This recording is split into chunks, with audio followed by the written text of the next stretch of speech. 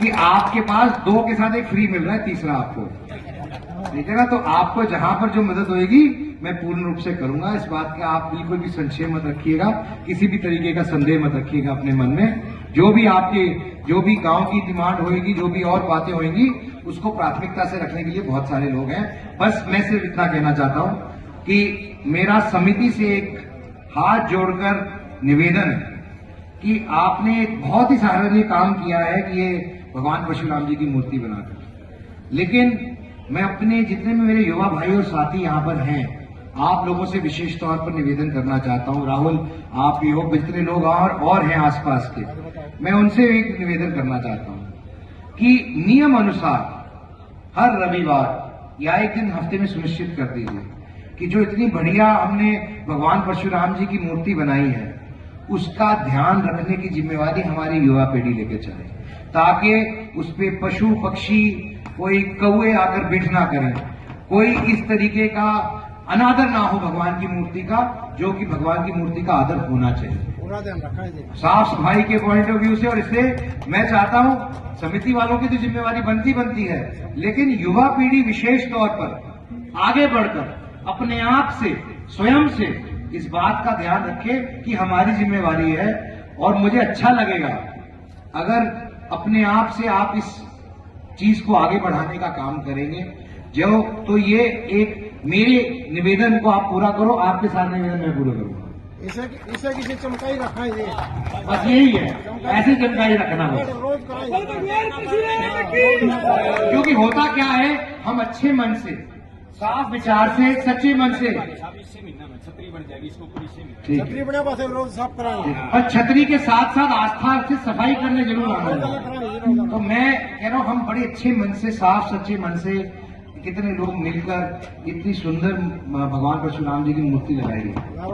वैसी ही आस्था हमारे अंदर आगे भी रहनी चाहिए, चेतना आगे भी रहनी चाहिए कि उसी आस्था के साथ उनकी सेवा और उनकी साफ सफाई भी करनी चाहिए। ये मेरा आपसे अनुरोध है, खासकर युवा पीढ़ी से, क्योंकि बड़े बुजुर्गों ने तो अपना काम कर दिया भाई, उन्होंने तो किया है काम, ठीक है ना। पंडित विनोद शर्मा जी ने भी अपना काम किया है, जो उनका दायित्व था, जिम्मेदारी थी, पूरी करने का काम किया है। मुझे बोलने की जरूरत नहीं है, क्यों तिलक राम जी, ठीक है।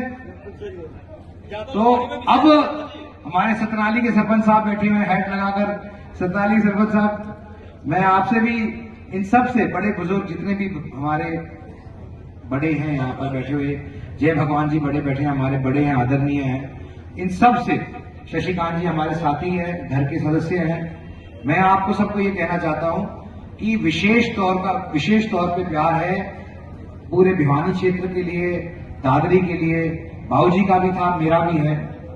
कोई चुनावी प्रेम नहीं है, व्यक्तिगत प्रेम है, और व्यक्तिगत प्रेम हमेशा था, है, रहेगा।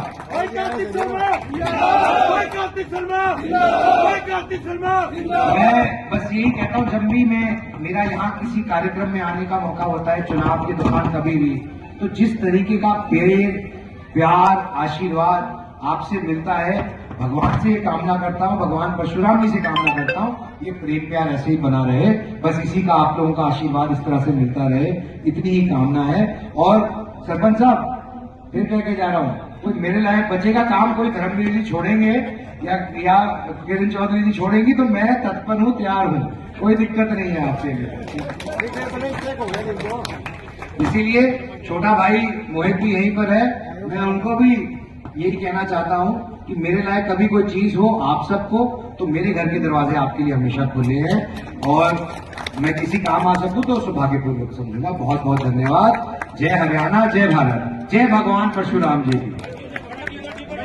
श्री कार्तिकी शर्मा जी, ये बात तो मुझे पता है कि लोहानी गांव का पिताजी के साथ, पंडित विनोद शर्मा जी के साथ एक बहुत ही अटूट लगाव है, और आए भी थे, और जब भी वो बात करते हैं तो हमेशा याद भी करते हैं, और मैं आपकी भावना उन तक पहुंचाने का काम करूंगा। नहीं, बिल्कुल।